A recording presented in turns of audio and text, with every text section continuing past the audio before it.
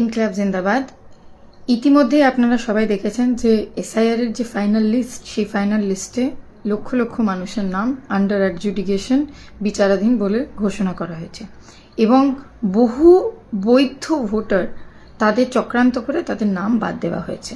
এই অবস্থায় ইতিমধ্যে আমাদের যে দাবি যে 2002 সালে যাদের নাম ম্যাপিং করা হয়েছে সেই সমস্ত নামকে বৈধ ভোটার হিসেবে ইমিডিয়েটলি ঘোষণা করতে হবে।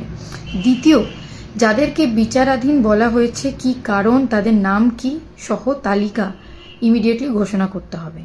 বিজেপির যে চক্রান্ত আমরা বিহারে দেখতে পেরেছি, এর আগে মহারাষ্ট্রতে দেখতে পেরেছি এবং এখন পশ্চিমবাংলায় আমরা দেখছি যে ইলেকশন কমিশনকে ব্যবহার করে গোপনে গোপনে যেভাবে নাম বাদ দেওয়া বা তালিকা থেকে নাম বাদ দেওয়ার চেষ্টা করা হচ্ছে, সেই চক্রান্তকে আমাদেরকে কালেকটিভলি রুখে দাঁড়াতে হবে। এই সমস্ত দাবিকে নিয়ে আগামীকাল 5ই মার্চ সকাল 10:30টায় এসডিএম অফিস দুর্গাপুরের সামনে এক বিক্ষোভ সভার আয়োজন করা হয়েছে।